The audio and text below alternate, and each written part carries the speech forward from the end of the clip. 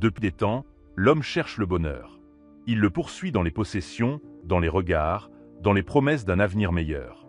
Il court sans cesse, accumule sans fin, espère sans relâche. Mais au fond de lui, quelque chose manque toujours. Un vide persiste. Une inquiétude demeure. Car le bonheur tel qu'on te l'a vendu est un mensonge. Ce n'est pas une destination. Ce n'est pas un état permanent. Ce n'est pas quelque chose qui s'achète ou qui s'obtient. Le bonheur véritable n'est pas dans ce que tu possèdes, mais dans ce que tu es. Il n'est pas dans ce que tu contrôles, mais dans ce que tu acceptes. Il n'est pas dans ce que le monde te donne, mais dans ce que tu cultives en toi. Il y a plus de 2000 ans, dans les rues poussiéreuses d'Athènes, sous un portique balayé par le vent, un homme du nom de Zénon a posé les fondations d'une philosophie révolutionnaire. Une philosophie qui ne promettait pas le bonheur facile, mais quelque chose de plus profond, de plus durable. La paix intérieure, la maîtrise de soi, la liberté véritable. Cette philosophie, c'est le stoïcisme. Elle a traversé les empires, survécu aux guerres, guidé des esclaves comme des empereurs. Elle a éclairé Épictète dans ses chaînes, inspiré Marc Aurèle sur son trône, accompagné Sénèque dans ses épreuves. Tous ont compris la même vérité. Le bonheur ne vient pas du monde extérieur. Il naît dans le sanctuaire de l'âme. Mon ami, bienvenue sur Esprit Stoïcien.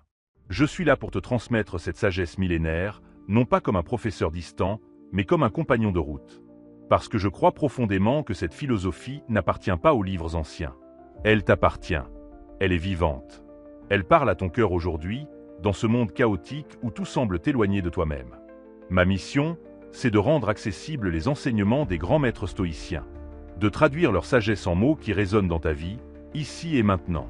Si tu as déjà senti ce vide malgré l'abondance, si tu as déjà cherché la paix dans ce qui ne pouvait pas te l'offrir, si tu veux enfin comprendre ce qui rend une vie véritablement heureuse, alors cette vidéo est pour toi. Reste jusqu'au bout. Tu découvriras 14 vérités essentielles que les stoïciens ont comprises il y a des siècles et qui peuvent transformer ta vie aujourd'hui. Tu comprendras pourquoi le bonheur n'est pas une quête, mais une pratique. Pourquoi la sagesse n'est pas une connaissance, mais un mode de vie.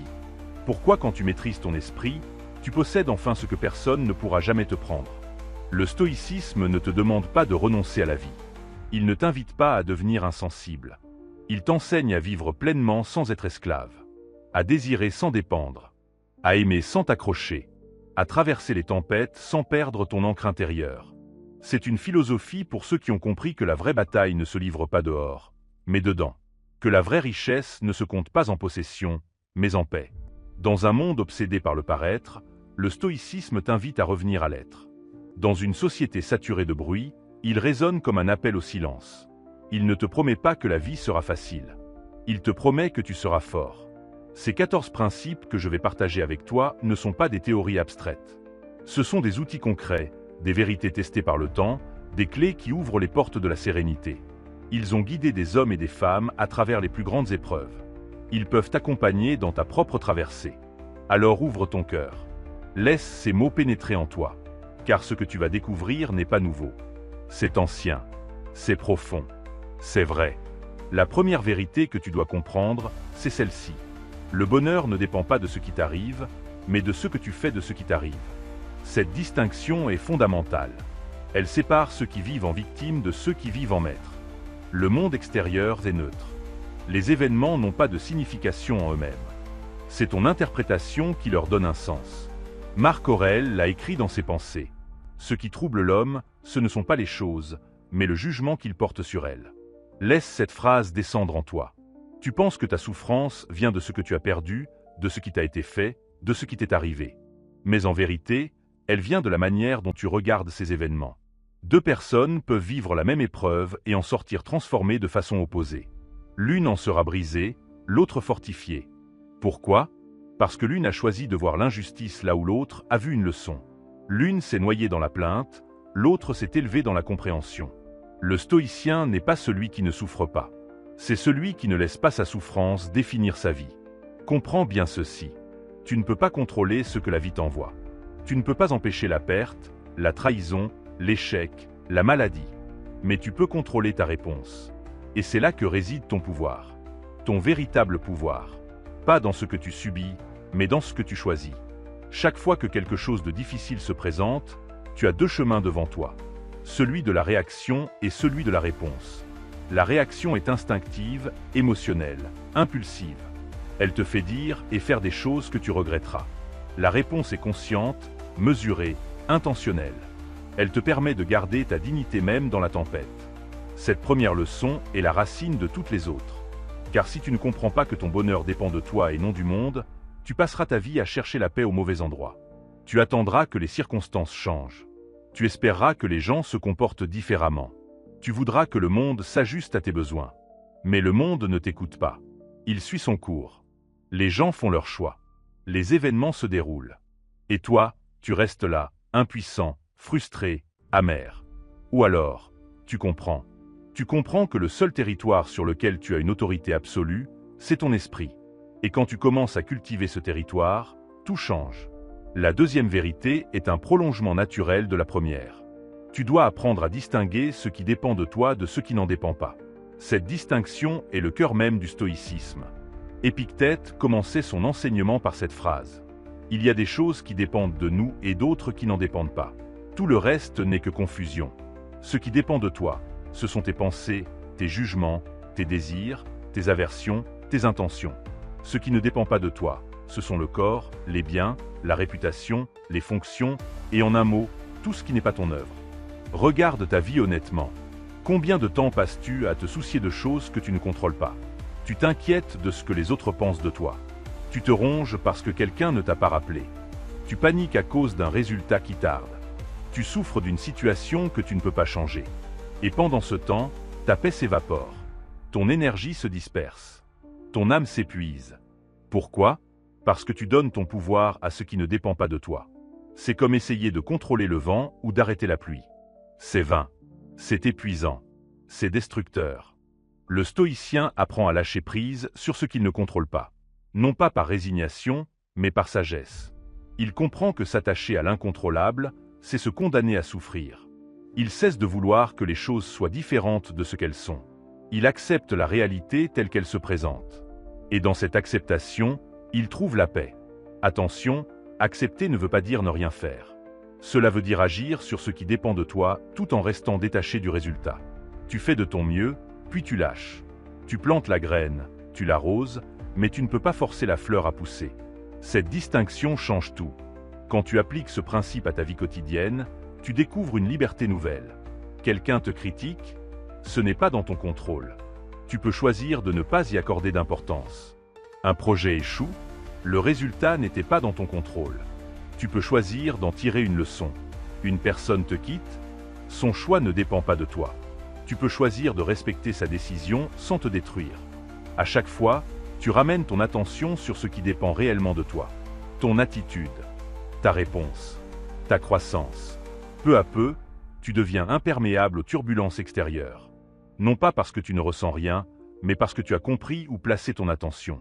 Tu ne gaspilles plus ton énergie sur ce que tu ne peux pas changer. Tu la concentres sur ce que tu peux améliorer. Toi, ton caractère, ta sagesse, ta paix intérieure. Et c'est là que commence le véritable bonheur. Pas dans l'obtention de ce que tu veux, mais dans la maîtrise de ce que tu es. La troisième vérité que tu dois intégrer concerne tes désirs. Le bonheur ne vient pas de satisfaire tous tes désirs, mais de maîtriser tes désirs. Voilà un enseignement qui va à l'encontre de tout ce qu'on t'a appris. Le monde moderne te dit que le bonheur se trouve dans la satisfaction. Achète ceci, obtiens cela, possède davantage, expérimente tout. La publicité te vend du bonheur emballé dans des produits. Les réseaux sociaux te montrent des vies parfaites qui attisent ton envie. Et toi, tu cours. Tu cours après le prochain achat, le prochain voyage, la prochaine expérience. Mais une fois obtenu, le vide revient. Le désir se déplace. Et tu repars dans la course. Les stoïciens avaient compris que le désir sans fin est une prison. Sénèque écrivait que celui qui ne se contente de rien ne sera jamais satisfait. Le problème n'est pas dans le désir lui-même, mais dans la croyance que son accomplissement t'apportera le bonheur durable. Car chaque désir satisfait en génère un nouveau. C'est une chaîne sans fin. Plus tu nourris cette bête, plus elle grandit.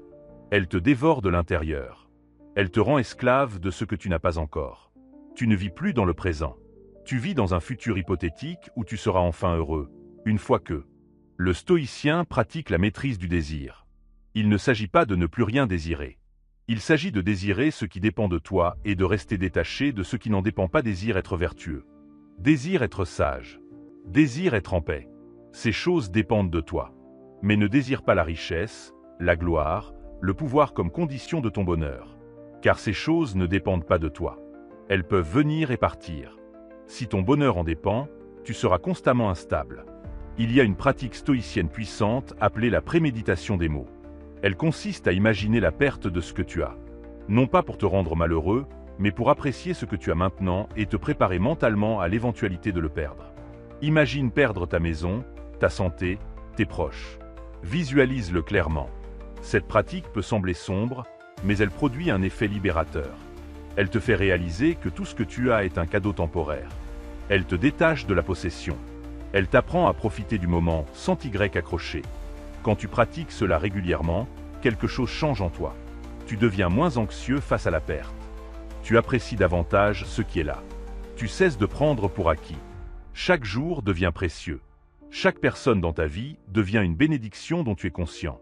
Et paradoxalement, en te préparant mentalement à perdre, tu te libères de la peur de perdre. Cette peur qui souvent t'empêche de vivre pleinement. La maîtrise du désir, c'est aussi savoir dire non. Non à l'excès. Non à l'accumulation. Non au toujours plus. C'est choisir la simplicité volontaire. Moins de choses, plus d'espace. Moins de bruit, plus de clarté.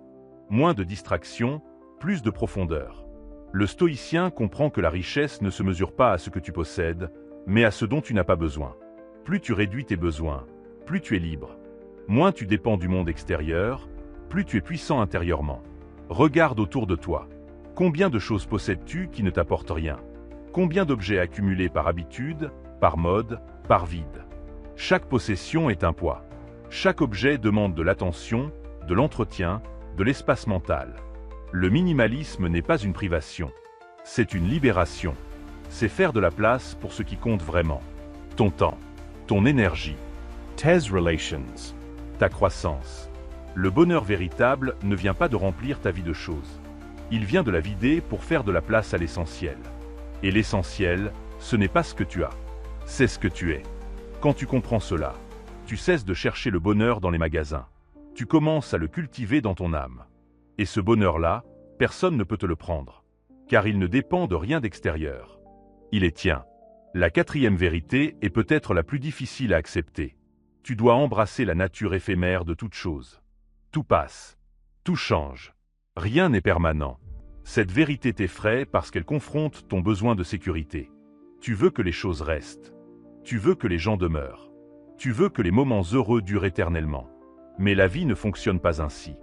Marc Aurèle méditait chaque jour sur l'impermanence. Il se rappelait que tout ce qu'il aimait disparaîtrait un jour. Non pas pour se rendre triste, mais pour vivre plus intensément.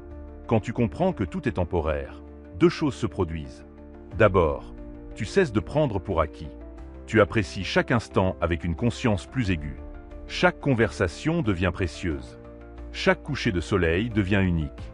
Chaque moment avec tes proches devient sacré. Parce que tu sais que rien ne dure. Cette conscience de la finitude transforme l'ordinaire en extraordinaire. Ensuite, tu deviens moins attaché. L'attachement est la racine de la souffrance. Quand tu t'accroches à ce qui doit partir, tu souffres. Quand tu refuses d'accepter le changement, tu luttes contre le courant de la vie. Le stoïcien ne s'attache pas. Il apprécie. Il aime. Il chérit. Mais il ne s'accroche pas. Il comprend que tout ce qui entre dans sa vie en sortira un jour. Les personnes, les situations, les possessions, même lui-même quittera cette vie. Cette acceptation de l'impermanence n'est pas du pessimisme. C'est du réalisme. C'est voir la vie telle qu'elle est, pas telle que tu voudrais qu'elle soit. Et dans cette vision claire, il y a une paix profonde. Tu cesses de résister. Tu cesses de vouloir figer le temps. Tu apprends à danser avec le changement plutôt que de le combattre. Les stoïciens pratiquaient une méditation quotidienne sur la mort. Memento mori. Souviens-toi que tu vas mourir. Cette phrase n'est pas morbide. Elle est libératrice. Quand tu te rappelles que tes jours sont comptés, tu cesses de gaspiller ton temps. Tu arrêtes de t'inquiéter pour des futilités. Tu ne remets plus à demain ce qui compte vraiment. La conscience de ta mortalité te force à vivre maintenant, pleinement, intensément. Chaque soir avant de dormir, pose-toi cette question. Si c'était mon dernier jour, comment l'aurais-je vécu? Ai-je dit aux personnes que j'aime combien elles comptent pour moi? Ai-je agi selon mes valeurs? Ai-je été la personne que je veux être? Cette réflexion quotidienne réaligne ta vie. Elle te ramène à l'essentiel. Elle te montre ce qui mérite vraiment ton attention et ce qui n'est que distraction. L'impermanence s'applique aussi à tes émotions. Quand tu es triste, rappelle-toi que cette tristesse passera. Quand tu es en colère, sache que cette colère s'apaisera. Quand tu souffres, comprends que cette souffrance n'est pas éternelle. Tout est mouvement, tout est flux. Rien ne reste figé. Cette perspective t'aide à traverser les moments difficiles. Tu ne t'identifies plus à tes émotions passagères. Tu les observes comme des vagues qui viennent et repartent. Mais l'impermanence t'enseigne aussi à savourer les moments de joie. Quand tu vis quelque chose de beau, sois pleinement présent. Ne pense pas à demain. Ne te demande pas combien de temps cela durera. Sois là, entièrement. Car ce moment ne reviendra jamais exactement de la même façon. La vie ne se répète pas. Chaque instant est unique. Et c'est justement parce qu'il est éphémère qu'il est précieux. Le bonheur n'est pas dans la permanence. Il est dans l'acceptation du changement. Il est dans la capacité à laisser partir sans amertume, à accueillir sans s'accrocher, à vivre sachant que tout finira, mais vivant quand même, et peut-être même mieux, précisément parce que tu sais que rien ne dure. La cinquième vérité concerne ton rapport aux autres. Tu ne peux pas contrôler les gens, alors cesse d'essayer. Combien d'énergie gaspilles-tu à vouloir que les autres changent? Tu veux qu'ils te comprennent. Tu veux qu'ils t'apprécient. Tu veux qu'ils se comportent comme tu penses qu'ils devraient se comporter. Mais les gens sont ce qu'ils sont. Ils ont leurs propres blessures, leurs propres peurs, leurs propres limitations. Et tu ne peux rien y faire. Épictète enseignait que tu ne dois pas te fâcher contre les autres pour ce qu'ils font, car ils font ce qu'ils pensent être bien. Chaque personne agit selon sa propre logique, son propre niveau de conscience. Quand quelqu'un te blesse, ce n'est souvent pas contre toi. C'est le reflet de ses propres démons. Quand quelqu'un te déçoit, ce n'est pas qu'il te veuille du mal. C'est qu'il a ses propres limites. Comprendre cela te libère d'une immense frustration. Tu ne peux pas forcer quelqu'un à t'aimer. Tu ne peux pas obliger quelqu'un à te respecter. Tu ne peux pas contraindre quelqu'un à changer pour toi. Tout ce que tu peux faire, c'est être qui tu es et laisser les autres être qui ils sont. Cette acceptation ne signifie pas que tu tolères tout. Cela signifie que tu acceptes que les gens soient différents de tes attentes et que tu choisis ensuite comment réagir. Si quelqu'un ne te respecte pas, tu peux choisir de t'éloigner. Si quelqu'un ne t'aime pas, tu peux choisir de ne pas en faire une blessure personnelle. Si quelqu'un te trahit, tu peux choisir de pardonner sans oublier. Mais dans tous ces cas, tu ne cherches pas à changer l'autre. Tu changes ta relation avec l'autre. Tu changes tes attentes. Tu changes ta position. C'est là que réside ton pouvoir. Le stoïcien comprend que les opinions des autres sur lui ne le définissent pas. Peu importe ce qu'on pense de toi, tu restes qui tu es. Les jugements extérieurs ne changent pas ta nature. Ils reflètent ceux qui jugent, pas celui qui est jugé. Marc Aurèle disait qu'on doit vivre sa vie sans se préoccuper de ce que les autres pensent, tant qu'on agit selon la raison et la vertu. Cette liberté par rapport au regard des autres est l'une des formes les plus profondes de liberté. Tant que tu cherches l'approbation, tu es prisonnier. Tu ajustes ton comportement. Tu te censures. Tu portes un masque. Tu n'es pas vraiment toi-même. Mais quand tu cesses de chercher à plaire, quand tu acceptes que certains ne t'aimeront jamais, quand tu comprends que c'est normal et acceptable, alors tu te libères. Tu peux enfin être authentique. Bien sûr, cela ne signifie pas être indifférent. Tu peux aimer profondément les gens sans dépendre de leur amour. Tu peux apprécier leur présence sans être détruit par leur absence. Tu peux valoriser leurs opinions sans en faire des chaînes. C'est un équilibre délicat entre l'attachement et le détachement. Tu es engagé dans tes relations, mais tu restes libre. Tu donnes de toi-même, mais tu ne te perds pas. La clé, c'est de revenir toujours à toi. Tes relations avec les autres sont importantes, mais elles ne doivent pas définir ta paix intérieure. Ta valeur ne dépend pas de ce que les autres voient en toi. Elle dépend de ce que tu cultives en toi. Ton intégrité, ta bonté, ta sagesse. Ces qualités sont tiennes, indépendamment de la reconnaissance extérieure. Quand tu comprends cela, tes relations changent. Elles deviennent plus légères, plus vraies. Tu n'attends plus des autres qu'ils te complètent. Tu n'attends plus qu'ils te sauvent. Tu n'attends plus qu'ils remplissent le vide en toi. Tu viens dans une relation entière, complet, et tu partages cette complétude. C'est là que naissent les vraies connexions. Non pas dans le besoin, mais dans l'abondance. La sixième vérité est simple mais profonde. Ta souffrance n'est pas l'événement, c'est ton interprétation de l'événement. Nous revenons à cette idée fondamentale sous un angle différent. Ce qui te fait souffrir, ce n'est pas ce qui t'arrive, mais l'histoire que tu te racontes sur ce qui t'arrive. Deux personnes vivent une rupture. L'une en fait un drame, une preuve de son indignité, une raison de ne plus jamais aimer. L'autre en fait une leçon, une opportunité de croissance, une étape nécessaire. Même événement, deux histoires différentes, deux expériences opposées. Prends conscience des narratifs que tu crées. Quand quelque chose de négatif se produit, observe ton esprit. Il va immédiatement chercher un sens. Il va interpréter. Et souvent, il va interpréter de la pire façon possible. Pourquoi cela m'arrive-t-il? C'est injuste. Je ne mérite pas ça. Ma vie est fichue. Ces pensées ne sont pas la réalité. Ce sont des interprétations, des histoires. Et tu as le pouvoir de changer l'histoire. Le stoïcien s'entraîne à reframer chaque situation. Au lieu de voir l'obstacle comme une malédiction, il le voit comme un test. Au lieu de voir l'échec comme une défaite, il le voit comme un enseignement. Au lieu de voir la perte comme une fin, il la voit comme un commencement. Ce n'est pas du positivisme naïf. C'est du pragmatisme sage. Car si tu ne peux pas changer ce qui est arrivé, autant choisir une interprétation qui te sert plutôt qu'une qui te détruit. Marc Aurèle pratiquait cet exercice quotidiennement. Face à chaque difficulté, il se demandait: quelle vertu cette situation m'appelle-t-elle à développer? Si quelqu'un le trompait, c'était l'occasion de pratiquer le pardon. Si quelqu'un le critiquait, c'était l'occasion de pratiquer l'humilité. Si une entreprise échouait, c'était l'occasion de pratiquer la persévérance. Chaque épreuve devenait ainsi une école. Chaque problème, un professeur. Cette façon de voir transforme ta relation avec l'adversité. Tu ne la fuis plus. Tu ne la redoutes plus. Tu la vois comme une opportunité. Pas une opportunité d'être heureux, car la souffrance reste la souffrance. Mais une opportunité de grandir, de te fortifier, de devenir meilleur. L'or se purifie dans le feu. L'âme se fortifie dans l'épreuve. C'est quand tout va mal que tu découvres qui tu es vraiment. Il y a une pratique puissante qui peut t'aider. Chaque fois qu'un événement négatif se produit, écris 3 interprétations possibles. Une négative, une neutre, une positive. Par exemple, tu perds ton emploi. Interprétation négative: je suis un raté, je ne vaux rien, ma vie est finie. Interprétation neutre: j'ai perdu mon emploi. C'est un fait, je vais chercher un autre. Interprétation positive: cette perte me libère d'un travail qui ne me convenait plus, c'est l'opportunité de trouver quelque chose de mieux aligné avec qui je suis. Aucune de ces interprétations n'est plus vraie que l'autre. Elles sont toutes des perspectives. Mais laquelle choisis-tu d'adopter? Celle qui te détruit ou celle qui te construit? Le stoïcien choisit consciemment l'interprétation qui lui permet d'avancer. Non pas pour nier la réalité, mais pour ne pas s'y noyer.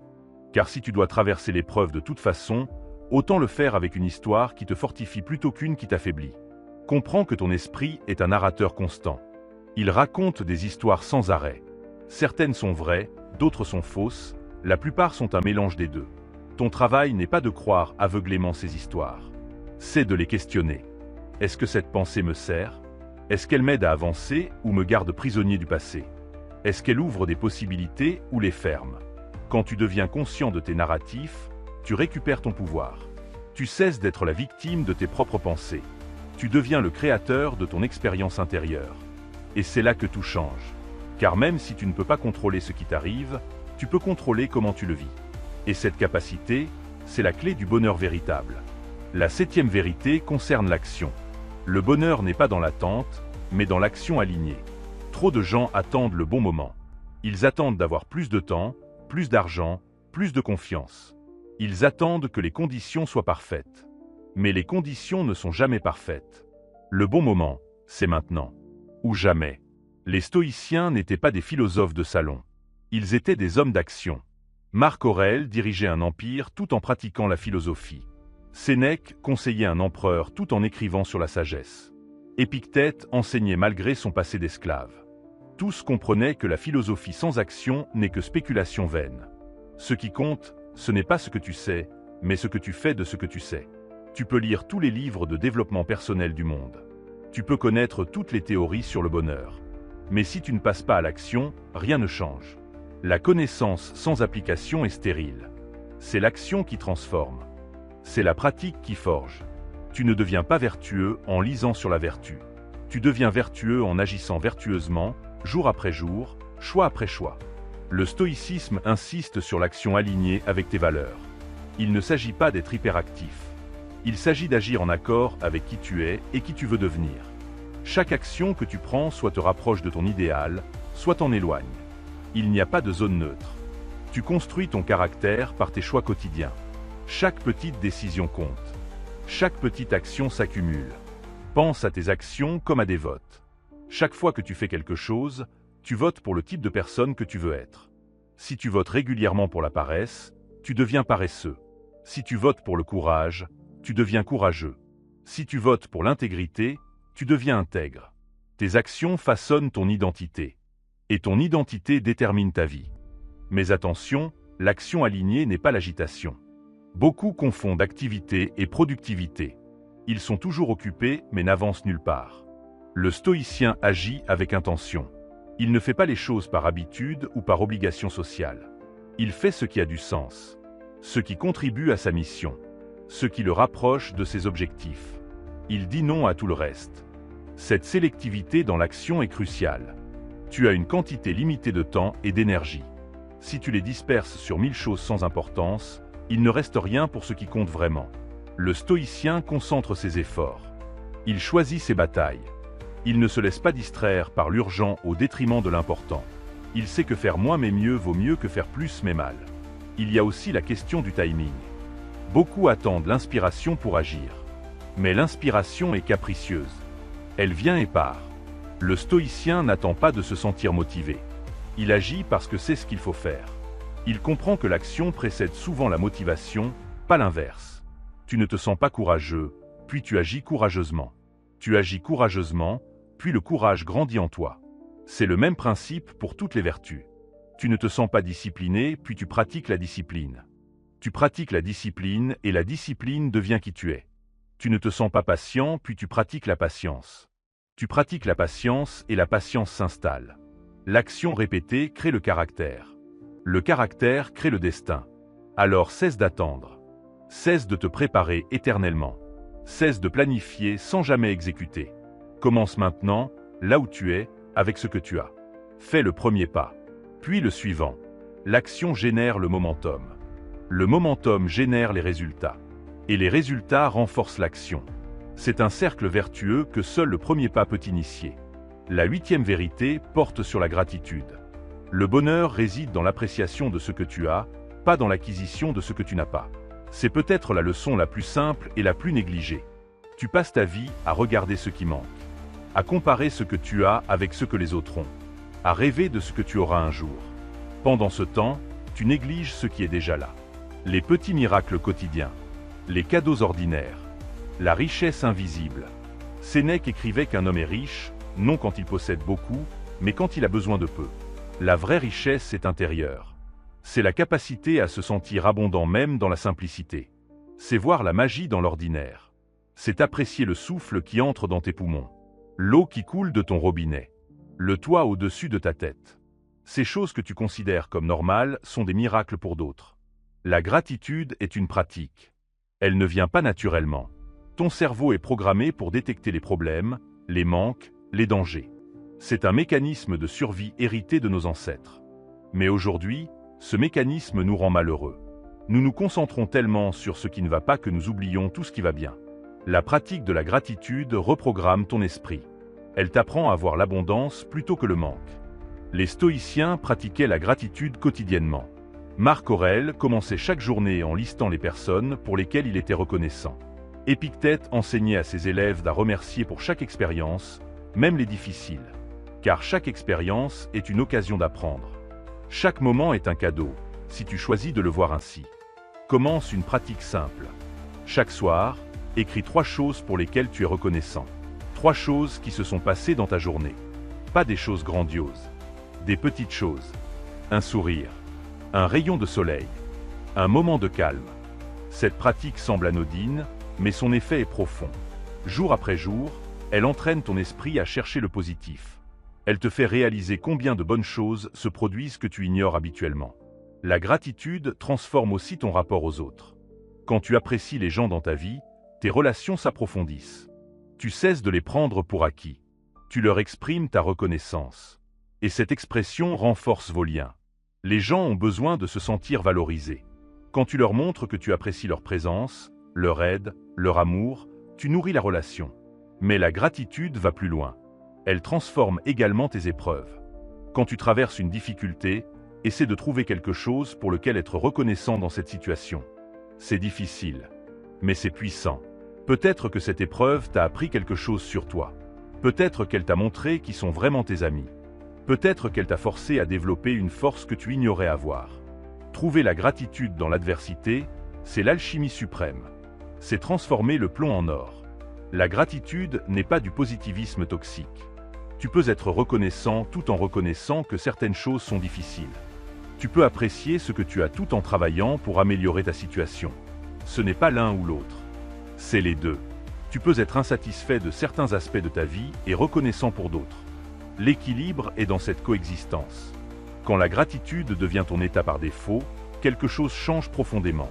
Tu te sens plus riche même si tu n'as pas plus. Tu te sens plus heureux même si tes circonstances n'ont pas changé.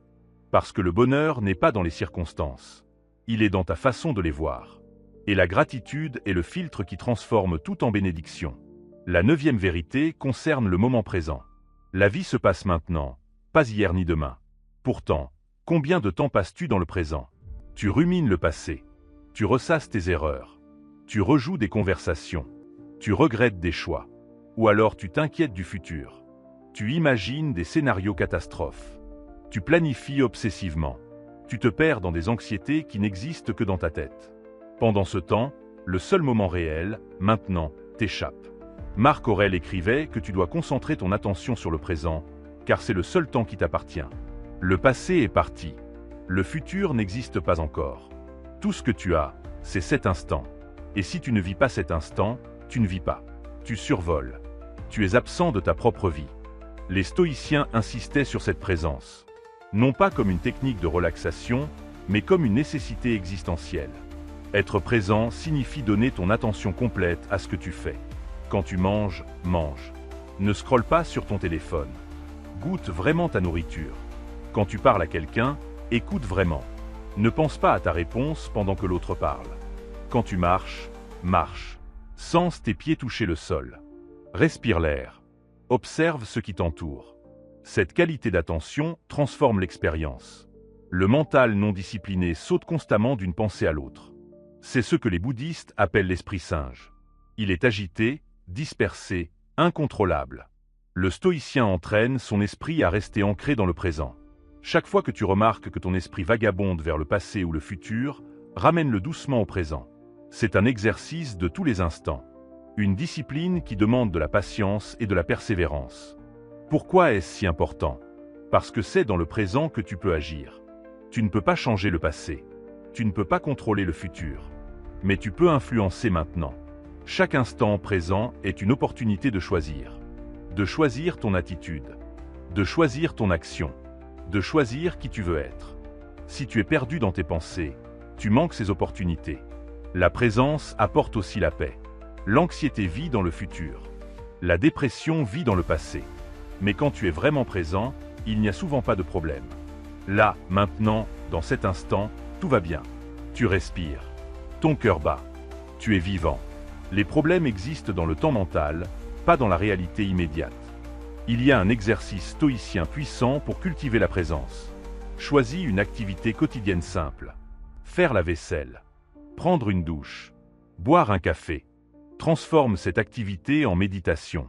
Fais-la en pleine conscience, avec toute ton attention. Observe les sensations, les sons, les mouvements. Quand ton esprit dérive, ramène-le à l'activité. Pratique cela tous les jours. Peu à peu, cette qualité de présence s'étendra au reste de ta vie. La présence améliore aussi tes relations. Quand tu es vraiment présent avec quelqu'un, cette personne le sent. Elle se sent vue, entendue, valorisée. C'est l'un des plus beaux cadeaux que tu puisses offrir. Dans un monde où tout le monde est distrait, ta présence complète est rare et précieuse. Elle crée une connexion authentique. Elle permet une intimité véritable. Comprends que chaque moment de ta vie est unique. Il ne reviendra jamais. Ce moment précis, maintenant, ne se répétera jamais dans toute l'éternité. Quand tu intègres vraiment cette vérité, tu cesses de le gaspiller. Tu choisis d'être là, pleinement, totalement. Et c'est dans cette présence totale que se trouve la vie elle-même. La 10e vérité est fondamentale. Ton bonheur dépend de ta capacité à accepter ce que tu ne peux pas changer. La résistance est la source de ta souffrance. Quand tu résistes à la réalité, tu te bats contre elle, tu refuses d'accepter ce qui est, tu crées en toi une tension insupportable. Tu veux que les choses soient différentes. Tu penses qu'elles devraient être autrement. Et cette pensée te torture. Les stoïciens appelaient cela suivre la nature. Cela signifie accepter l'ordre des choses. Comprendre que la vie a ses propres lois et que lutter contre elles est vain. Il pleut. Tu peux te plaindre, cela ne changera pas le temps. Quelqu'un est mort. Tu peux refuser d'accepter, cela ne le ramènera pas. Tu as échoué. Tu peux ruminer, cela ne change pas le résultat. Ce qui est fait est fait. Ce qui est arrivé est arrivé. L'accepter ne signifie pas l'aimer. Cela signifie reconnaître que c'est ainsi. L'acceptation n'est pas la résignation passive. C'est la reconnaissance lucide de la réalité. Une fois que tu acceptes ce qui est, tu peux alors décider de ton action. Mais tant que tu refuses d'accepter, tu es paralysé. Tu gaspilles ton énergie dans la résistance. Tu t'épuises dans le déni. L'acceptation libère cette énergie. Elle te permet de voir clairement et d'agir sagement. Marc Aurèle pratiquait l'acceptation totale. Il se levait chaque matin en se disant qu'il rencontrerait des gens difficiles, qu'il ferait face à des obstacles, que certaines choses ne se passeraient pas comme prévu. En anticipant ces difficultés et en les acceptant à l'avance, il ne leur donnait pas le pouvoir de le troubler. Il était préparé mentalement. Et cette préparation rendait les épreuves plus supportables. Tu peux pratiquer cela toi aussi. Chaque matin, rappelle-toi que la journée n'ira pas parfaitement, que tu rencontreras des frustrations, que certaines choses échapperont à ton contrôle. Accepte cela dès le départ. Dis-toi, quoi qu'il arrive aujourd'hui, je choisirai ma réponse. Je ne serai pas victime des circonstances. Je resterai maître de mon état intérieur. Cette intention matinale change toute ta journée. L'acceptation s'applique aussi aux personnes. Les gens sont ce qu'ils sont. Ils ont leurs défauts, leurs blessures, leurs limitations. Tu peux souhaiter qu'ils soient différents, mais ils ne changeront que s'ils le veulent eux-mêmes. Ton acceptation de leur nature ne signifie pas que tu approuves leur comportement.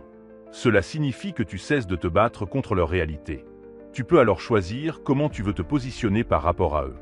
Il y a une sérénité profonde dans l'acceptation. C'est comme arrêter de nager contre le courant et se laisser porter. Tu cesses de gaspiller ton énergie. Tu te détends. Tu observes. Et souvent, tu découvres que le courant te mène là où tu dois aller, même si ce n'est pas là où tu pensais devoir aller. L'univers a sa propre sagesse. Ta tâche n'est pas de tout contrôler, mais de danser avec ce qui vient. Cette acceptation demande de l'humilité. L'humilité de reconnaître que tu n'es pas le maître de l'univers, que certaines choses dépassent ton pouvoir, que tu es un être humain limité dans un monde vaste et mystérieux. Cette humilité n'est pas une faiblesse. C'est une lucidité. C'est la reconnaissance de ta place dans l'ordre des choses. Et dans cette reconnaissance, il y a une paix. Le stoïcien ne se révolte pas contre le monde. Il travaille avec le monde. Il accepte les cartes qu'il a reçues, puis il joue du mieux qu'il peut avec ces cartes. Il ne perd pas de temps à souhaiter avoir d'autres cartes. Il se concentre sur comment utiliser celles qu'il a. C'est ça, l'acceptation active. Accepter la réalité, puis agir à partir de cette acceptation. Quand tu maîtrises l'art de l'acceptation, tu deviens inébranlable.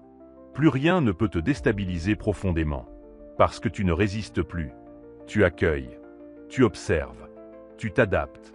Et dans cette fluidité, tu trouves une force que la rigidité ne connaîtra jamais. La 11e vérité concerne la vertu. Le bonheur véritable vient de la vie vertueuse, pas de la recherche du plaisir. Voilà une idée qui va complètement à l'encontre de ce que notre société enseigne. On te dit que le bonheur est dans le plaisir, dans la satisfaction de tes désirs, dans l'accumulation d'expériences agréables. Mais les stoïciens savaient que le plaisir est éphémère. Il vient et disparaît. Et courir après lui est comme courir après le vent. La vertu, en revanche, est stable. Elle ne dépend de rien d'extérieur. Tu peux être vertueux dans n'importe quelle circonstance. Riche ou pauvre, malade ou en santé, libre ou emprisonné. La vertu est le seul bien qui ne peut être retiré. C'est pour cela que les stoïciens plaçaient la vertu au-dessus de tout. Pour eux, une vie heureuse était synonyme d'une vie vertueuse. Mais qu'est-ce que la vertu? Les stoïciens identifiaient 4 vertus cardinales. La sagesse, le courage, la justice et la tempérance. La sagesse est la capacité à discerner ce qui est bien. Le courage est la force d'agir selon ce discernement malgré la peur. La justice est traiter les autres avec équité et respect. La tempérance est la maîtrise de soi, la capacité à ne pas être esclave de tes impulsions. Chaque jour, tu as des opportunités de pratiquer ces vertus. Quand tu fais face à une décision difficile, c'est l'occasion de pratiquer la sagesse. Quand tu as peur mais que tu agis quand même pour ce qui est juste, c'est le courage. Quand tu traites quelqu'un avec respect, même s'il ne le mérite pas, c'est la justice. Quand tu résistes à une tentation qui te nuirait, c'est la tempérance. La vie vertueuse apporte une satisfaction profonde que le plaisir ne peut jamais offrir. C'est le sentiment d'être aligné avec tes valeurs, de vivre selon tes principes, d'être fier de qui tu es. Ce sentiment ne dépend pas des circonstances extérieures. Il vient de l'intérieur. C'est une paix qui transcende les hauts et les bas de la vie. Pense à un moment où tu as agi avec intégrité malgré le coup. Peut-être as-tu dit la vérité alors que mentir aurait été plus facile. Peut-être as-tu aidé quelqu'un sans attendre de reconnaissance. Peut-être as-tu tenu ta parole même si c'était difficile. Comment t'es-tu senti après? Il y avait cette satisfaction intérieure. Ce sentiment d'être en paix avec toi-même. C'est la récompense de la vertu. Le plaisir, au contraire, laisse souvent un vide. Tu manges trop et tu te sens mal après. Tu achètes quelque chose impulsivement et le regret vient rapidement. Tu poursuis une gratification immédiate et tu en paies le prix plus tard. Le plaisir sans vertu est creux. Il ne nourrit pas l'âme. Il ne construit pas le caractère. Il te divertit momentanément, puis te laisse face à toi-même. Les stoïciens ne rejetaient pas le plaisir. Ils reconnaissaient qu'il fait partie de la vie. Mais ils refusaient d'en faire le but de la vie. Le plaisir était un effet secondaire bienvenu, pas l'objectif principal. L'objectif était de vivre vertueusement. Et quand tu vis vertueusement, un bonheur profond émerge naturellement. Pas l'excitation superficielle du plaisir, mais la satisfaction profonde d'une vie bien vécue. Comment cultiver la vertu? Par la pratique quotidienne. Commence petit. Chaque jour, identifie une situation où tu peux pratiquer une vertu. Peut-être la patience dans une file d'attente. Peut-être l'honnêteté dans une conversation. Peut-être la générosité envers un inconnu. Ces petits actes s'accumulent. Ils forgent ton caractère. Et ton caractère détermine ta vie. La beauté de la vertu, c'est qu'elle est accessible à tous. Tu n'as pas besoin de richesse. Tu n'as pas besoin de talent particulier. Tu n'as pas besoin de circonstances favorables. Tu peux être vertueux maintenant, là où tu es, avec ce que tu as. C'est démocratique.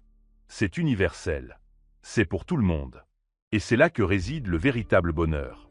Non pas dans ce que tu obtiens, mais dans ce que tu deviens. Non pas dans ce que tu possèdes, mais dans qui tu es. Quand tu places la vertu au centre de ta vie, tout le reste trouve sa place. Les priorités deviennent claires. Les décisions deviennent plus faciles. La paix intérieure s'installe. La 12e vérité concerne tes pensées. Tu n'es pas tes pensées. Tu es celui qui observe ses pensées. Cette distinction est révolutionnaire. La plupart des gens s'identifient complètement à leurs pensées.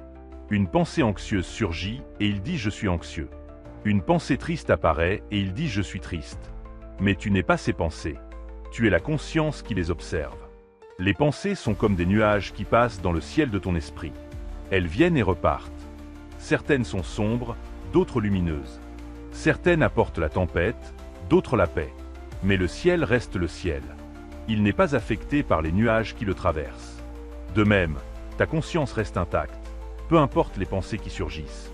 Marc Aurèle pratiquait cette observation des pensées. Il ne se laissait pas emporter par elles. Il les regardait surgir, les reconnaissait pour ce qu'elles étaient, des processus mentaux automatiques, puis les laissait passer. Il ne les réprimait pas. Il ne les jugeait pas. Il les observait simplement. Et dans cette observation, il trouvait la liberté. Car lorsque tu réalises que tu n'es pas tes pensées, tu cesses d'être leur esclave. Une pensée de colère surgit. Tu l'observes. Tu te dis voilà une pensée de colère. Tu ne t'identifie pas. Tu ne la nourris pas. Tu la laisses être, puis elle s'en va d'elle-même. Une pensée anxieuse apparaît. Tu l'observes.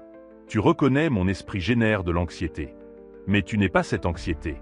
Tu es celui qui la remarque. Cette pratique demande de l'entraînement. Ton esprit a l'habitude de s'identifier à chaque pensée. Il croit que chaque pensée est vraie, importante, qu'elle demande une réaction. Mais la plupart de tes pensées ne sont que du bruit. Elles ne représentent pas la réalité. Elles sont des interprétations, des jugements, des projections. Et tu as le pouvoir de ne pas les croire.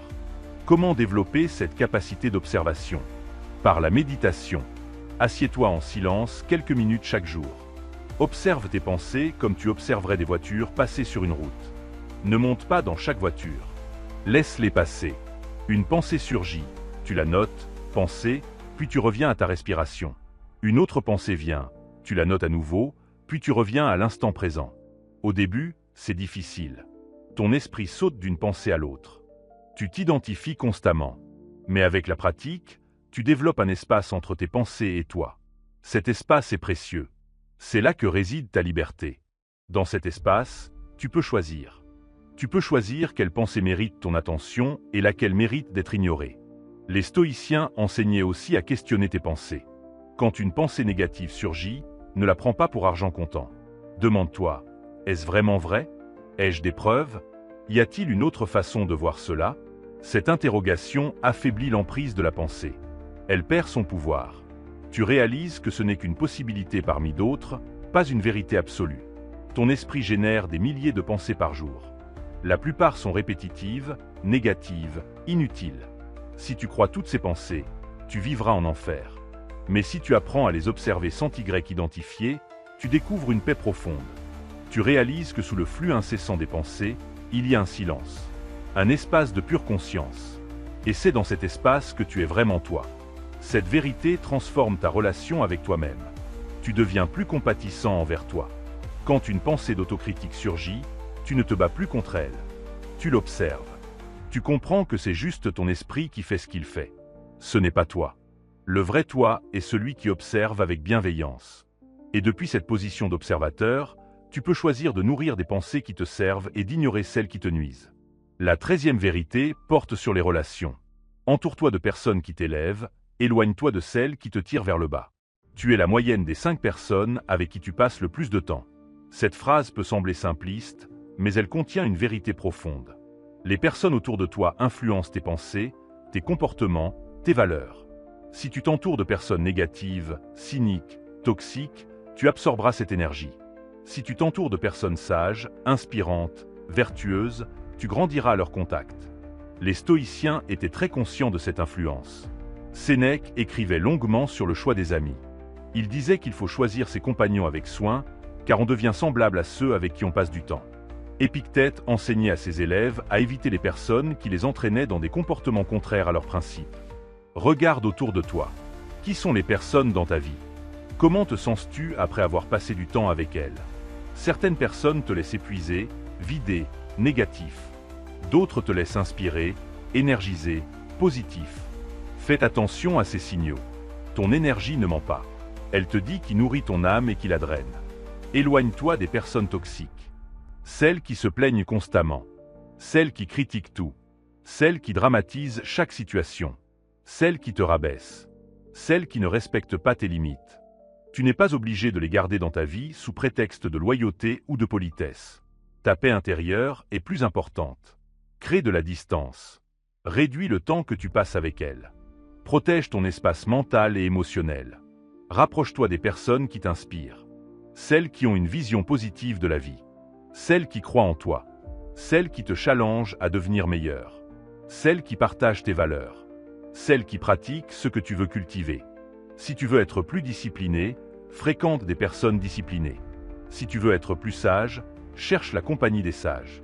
Si tu veux être plus courageux, entoure-toi de personnes courageuses. Cette sélection n'est pas de l'élitisme. C'est de l'autopréservation. Tu as le droit de choisir qui entre dans ton cercle intime. Tu as le droit de protéger ton énergie. Tu as le droit de dire non aux relations qui te coûtent plus qu'elles ne t'apportent. Ce n'est pas être égoïste. C'est être sage. Car si tu te laisses envahir par des influences négatives, tu n'auras plus rien à offrir à personne. Il y a aussi la qualité versus la quantité. Mieux vaut avoir 3 vraies amitiés que 30 relations superficielles. Les stoïciens valorisaient la profondeur. Sénèque avait quelques amis proches avec qui il partageait sa vie intérieure. Il ne cherchait pas à être populaire. Il cherchait la connexion authentique. Aujourd'hui, on confond souvent le nombre de followers avec la richesse relationnelle. Mais ces chiffres ne signifient rien. Ce qui compte, c'est qui est là quand tu as besoin. Qui te connaît vraiment. Qui te voit tel que tu es. Cultive ces relations précieuses. Investis du temps et de l'énergie dans les personnes qui comptent. Sois présent pour elles. Écoute-les. Soutiens-les. Les vraies amitiés se construisent dans la réciprocité. Tu ne peux pas prendre constamment sans donner. Tu ne peux pas attendre que les autres fassent tous les efforts. Les relations sont comme des plantes. Elles ont besoin d'être arrosées régulièrement pour rester vivantes. Mais souviens-toi aussi de la 12e vérité. Tu dois être capable de rester seul avec toi-même. Ne dépends pas des autres pour ta paix.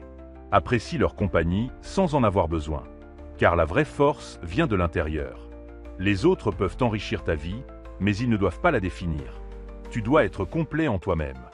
Et c'est depuis cette complétude que tu peux créer de vraies connexions. Le stoïcien choisit ses compagnons avec discernement. Il s'entoure de personnes qui partagent son engagement envers la vertu. Il évite ceux qui le tirent vers la médiocrité. Et dans ce choix conscient, il crée un environnement qui soutient sa croissance. Car nous ne grandissons pas dans le vide. Nous grandissons dans un contexte. Et tu as le pouvoir de créer ce contexte.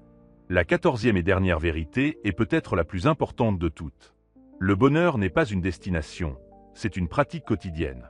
Tu ne seras jamais arrivé. Tu ne pourras jamais dire « maintenant je suis heureux et je le resterai toujours ». Le bonheur n'est pas un état permanent.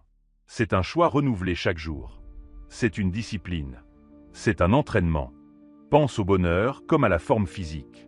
Tu ne vas pas à la salle de sport une fois et tu es en forme pour toujours. Tu dois y retourner régulièrement. Tu dois maintenir la pratique. Le bonheur fonctionne de la même manière. Tu ne peux pas lire ce texte, te sentir inspiré, puis penser que tout est réglé. La sagesse sans pratique ne sert à rien. C'est la répétition qui transforme. C'est la consistance qui construit. Chaque jour, tu dois choisir consciemment tes pensées. Chaque jour, tu dois pratiquer la gratitude. Chaque jour, tu dois revenir au moment présent. Chaque jour, tu dois agir selon tes valeurs. Chaque jour, tu dois observer tes réactions et choisir tes réponses. C'est un travail quotidien. Et c'est normal. C'est même beau. Car cela signifie que ton bonheur dépend de toi, de tes choix, de tes actions. Les stoïciens comprenaient cela profondément. Ils ne cherchaient pas une illumination soudaine qui résoudrait tous leurs problèmes. Ils pratiquaient quotidiennement. Marc Aurèle écrivait ses méditations chaque soir. C'était sa pratique. Son entraînement mental. Il se rappelait ses principes. Il réfléchissait à sa journée. Il se préparait pour le lendemain. Cette discipline quotidienne le maintenait sur la voie de la sagesse. Épictète enseignait que la philosophie n'est pas une théorie, mais une pratique. Il disait à ses élèves qu'ils devaient appliquer les enseignements dans leur vie quotidienne. Pas demain, pas quand les conditions seront parfaites. Maintenant, dans chaque situation, dans chaque interaction, la sagesse se vit, elle ne se pense pas. Comment intégrer cette pratique dans ta vie ? Crée des rituels quotidiens. Le matin, prends quelques minutes pour méditer sur tes intentions. Que veux-tu incarner aujourd'hui ? Quelle vertu veux-tu pratiquer ? Comment veux-tu répondre aux défis qui se présenteront ? Cette préparation mentale change toute ta journée. Tu ne réagis plus par défaut. Tu réponds selon ton intention. Le soir, prends quelques minutes pour réfléchir à ta journée. Que as-tu bien fait ? Où as-tu failli ? Non pas pour te juger, mais pour apprendre. Les stoïciens pratiquaient ce qu'ils appelaient l'examen de conscience, une revue quotidienne de leurs actions. Cela leur permettait de s'améliorer continuellement. Chaque jour était une opportunité d'être meilleur que la veille. Garde aussi un journal. Écris tes pensées, tes observations, tes apprentissages. Marc Aurèle a laissé ses pensées, qui n'étaient que son journal personnel.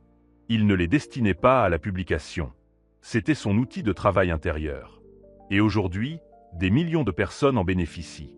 Ton journal ne sera peut-être jamais publié, mais il sera un miroir de ton évolution. Un espace où tu peux être totalement honnête avec toi-même. La pratique quotidienne inclut aussi la vigilance.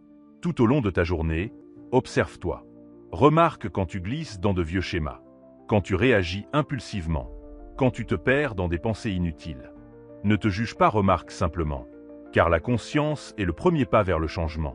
Tu ne peux pas transformer ce dont tu n'es pas conscient. Cette vigilance deviendra progressivement plus naturelle. Au début, tu remarqueras tes réactions après coup. Puis tu les remarqueras pendant qu'elles se produisent. Puis tu commenceras à les voir venir avant qu'elles ne se manifestent.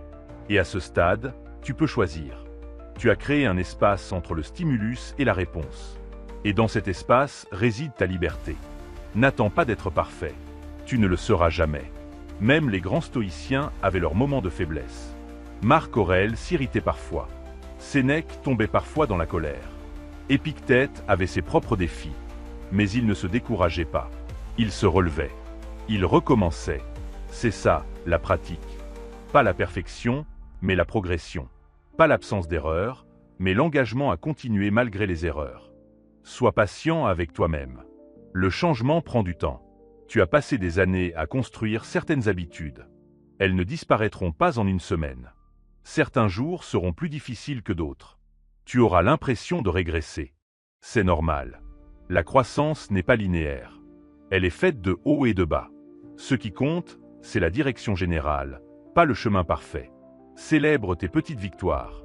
Chaque fois que tu choisis la réponse consciente plutôt que la réaction impulsive, célèbre. Chaque fois que tu restes calme dans une situation qui t'aurait énervé avant, célèbre. Chaque fois que tu pratiques la gratitude, célèbre. Ces petites victoires s'accumulent. Elles renforcent ton engagement. Elles te montrent que tu progresses. Et quand tu échoues, pardonne-toi. Apprends de l'échec, puis lâche prise. Ne te punis pas. Ne te noie pas dans la culpabilité. Les stoïciens enseignaient la bienveillance envers soi-même. Tu es un être humain en apprentissage. Tu as le droit de faire des erreurs. Ce qui n'est pas acceptable, c'est de ne pas essayer. Mais l'échec dans la tentative, c'est honorable. C'est courageux. C'est humain. La pratique quotidienne transforme progressivement qui tu es. Jour après jour, choix après choix, tu sculptes ton caractère. Tu deviens la personne que tu veux être. Pas instantanément, pas magiquement, mais sûrement. Et un jour, tu regarderas en arrière et tu réaliseras combien tu as changé. Combien tu es devenu plus fort, plus sage, plus en paix. Et tu comprendras que c'était le fruit de toutes ces petites pratiques quotidiennes. Le bonheur véritable n'est pas dans la grande réalisation. Il est dans la pratique quotidienne. Dans ce moment où tu choisis la patience plutôt que la colère. Dans ce moment où tu choisis la gratitude plutôt que la plainte. Dans ce moment où tu choisis l'acceptation plutôt que la résistance. Ces moments, répétés des milliers de fois, créent une vie. Et cette vie, c'est ta vie. Celle que tu construis consciemment, intentionnellement, courageusement. Voilà, mon ami. 14 vérités essentielles pour vivre heureux selon le stoïcisme. Ce ne sont pas des concepts abstraits. Ce sont des outils pratiques. Des principes testés par le temps et validés par l'expérience de millions de personnes à travers les siècles. Ils ont fonctionné pour un esclave comme Épictète. Ils ont fonctionné pour un empereur comme Marc Aurèle. Ils peuvent fonctionner pour toi. Mais comprendre ces vérités ne suffit pas. Tu dois les vivre. Tu dois les intégrer dans ton quotidien. Tu dois les pratiquer jusqu'à ce qu'elles deviennent une seconde nature. C'est un chemin long. C'est un chemin exigeant. Mais c'est aussi un chemin libérateur. Car chaque pas sur ce chemin t'éloigne de la souffrance inutile et te rapproche de la paix véritable. Le monde continuera à être chaotique. Les gens continueront à être imprévisibles. Les événements continueront à être incontrôlables. Mais toi, tu auras construit quelque chose que personne ne pourra détruire. Une forteresse intérieure. Un sanctuaire de paix. Un espace de liberté. Et depuis cet espace, tu pourras naviguer dans le monde sans être emporté par ces vagues. Tu ne seras plus victime. Tu ne seras plus réactif. Tu ne seras plus esclave de tes émotions, de tes désirs, de tes peurs. Tu seras maître. Maître de tes pensées. Maître de tes choix. Maître de ton destin intérieur. Car c'est là que réside le véritable pouvoir. Non pas dans le contrôle du monde extérieur, mais dans la maîtrise de ton monde intérieur. Et cette maîtrise, tu peux commencer à la cultiver maintenant. Pas demain. Pas quand tu auras plus de temps. Maintenant. Dans ce moment présent. Choisis une des 14 vérités. Choisis celle qui résonne le plus en toi. Et commence à la pratiquer aujourd'hui. Puis ajoute une autre. Puis une autre. Progressivement, tu intégreras toutes ces vérités. Elles deviendront partie de toi. Le stoïcisme n'est pas une religion. Ce n'est pas un dogme. C'est une philosophie pratique. Un art de vivre. Une manière d'être au monde. Elle ne te demande pas de croire aveuglément. Elle te demande d'expérimenter. De tester. De voir par toi-même si ces principes fonctionnent. Et quand tu verras les résultats dans ta vie, tu n'auras plus besoin de croire. Tu sauras. Alors je t'invite à commencer ce voyage. Le voyage vers toi-même. Le voyage vers la paix intérieure. le voyage vers la liberté véritable. C'est le voyage le plus important que tu puisses entreprendre. Car tous les autres voyages te mènent quelque part dans le monde. Mais ce voyage-là te mène à toi. Et c'est en toi que se trouve tout ce que tu cherches depuis toujours. Le bonheur n'est pas là-bas. Il n'est pas dans le futur. Il n'est pas dans les possessions. Il n'est pas dans la validation des autres. Il est ici, maintenant, en toi, attendant d'être découvert, attendant d'être cultivé, attendant que tu arrêtes de chercher à l'extérieur et que tu commences à construire à l'intérieur. Les stoïciens t'ont laissé la carte. Les 14 vérités sont les jalons du chemin. Mais c'est toi qui dois marcher. Personne ne peut le faire à ta place. Tu dois prendre la décision. Tu dois faire le premier pas. Tu dois continuer même quand c'est difficile. Car la liberté n'est jamais gratuite. Elle demande un prix. Le prix de la vigilance, de la discipline, de la pratique quotidienne. Mais ce prix, tu le paies une seule fois pour toutes. Tu paies par tes efforts répétés. Et en retour, tu reçois quelque chose que personne ne pourra jamais te prendre. Une paix qui transcende les circonstances. Une joie qui ne dépend de rien d'extérieur. Une liberté qui est vraiment tienne. C'est le meilleur investissement que tu puisses faire. L'investissement en toi-même. Alors maintenant, tu as le choix.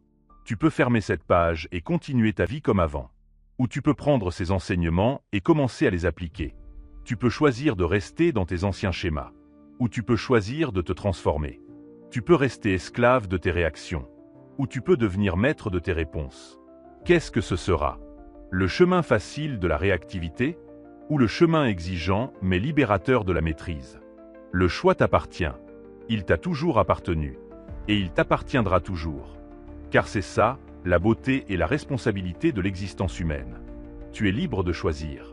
Chaque jour, chaque moment, chaque instant. Les stoïciens ont choisi la voie de la sagesse. Ils ont choisi la pratique quotidienne. Ils ont choisi la maîtrise de soi. Et cette voie leur a apporté une paix profonde malgré les épreuves inimaginables qu'ils ont traversées. Cette même voie est ouverte pour toi. Elle attend que tu y poses le pied. Elle attend que tu décides que ta paix intérieure vaut tous les efforts. Alors bienvenue sur ce chemin, mon ami. Bienvenue dans cette communauté de chercheurs de sagesse. Bienvenue dans cette famille d'âmes qui ont compris que le bonheur véritable se construit de l'intérieur.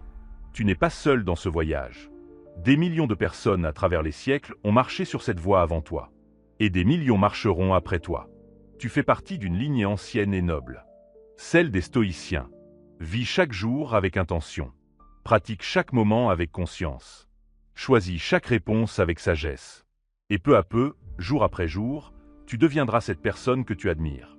Cette personne calme dans la tempête. Cette personne sage dans le chaos. Cette personne libre dans un monde de chaînes invisibles. Car cette personne, c'est déjà toi. Elle attend simplement que tu la libères.